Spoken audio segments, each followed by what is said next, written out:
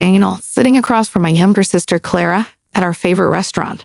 Same table where he proposed to me 3 years ago. Same table where we planned our future. Only now, she was the one laughing that high-pitched laugh I'd heard all my life. The one that always meant she got what she wanted.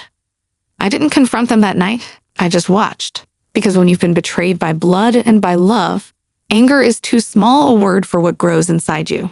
What I felt was cold, surgical, like my entire body had turned into a plan. Clara was always the golden child, the one with the perfect smile, the one who never got caught. And Daniel? He was the man who swore I was different. That's the thing about liars. They always need an audience. But I didn't cry. I didn't scream. I went home, poured a glass of wine, and opened my laptop. You see, before I was Daniel's wife, I was a systems analyst for a private security firm. My job, uncovering hidden data trails, financial, digital, emotional. And suddenly, I had the perfect case study. I didn't need to chase revenge. I engineer it. For the next month, I played the heartbroken fool. Pretended not to know. Daniel moved out for space. Clara posted vague quotes on Instagram about choosing yourself. Cute? I let them believe they'd won. But every text, every call, every location ping went through me. I installed a tracker in Daniel's car months before, when he'd forgotten our anniversary. Paranoia, I called it back then. Foresight, I call it now. Through those digital veins, I learned everything. Where they met, what they bought, what secrets they whispered. Daniel had moved his savings into a joint account under Clara's name. He was investing in a beach property. Romantic, right? Except the company selling that property didn't exist. Not yet.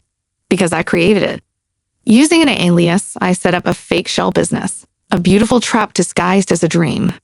I made the website, listed fake listings, and even had agents send them glossy brochures.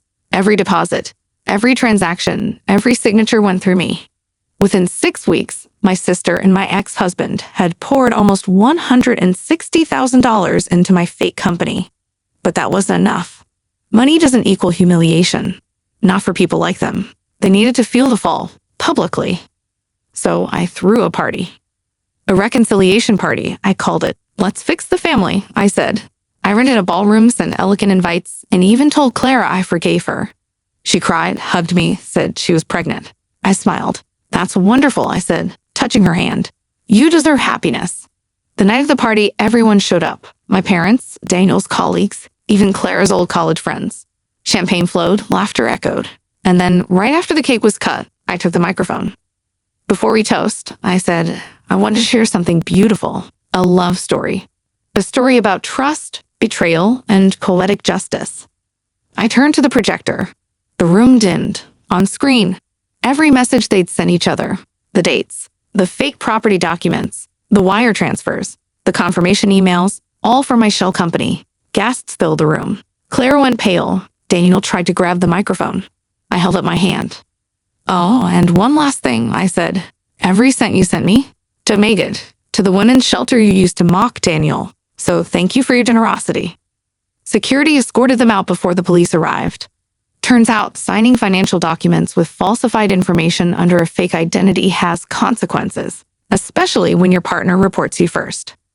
Daniel got arrested for tax fraud. Clara got investigated for wire fraud. I got closure. But here's the twist they never saw coming. 6 months later, Clara called me from a correctional facility, sobbing, begging for forgiveness. I've lost everything, she said. I wish I could start over. And I said, funny, I already did. Because while she was busy chasing my husband, I was busy building something real, my own cybersecurity firm. The story went viral. People called me a genius, a digital vigilant. I didn't plan fame, but I accepted it. The last time I saw Clara was on TV, a documentary about betrayal. She looked smaller, broken. The host asked her if she regretted it. She nodded and said, I thought I was stealing her life. Turns out, I was handing her a new one.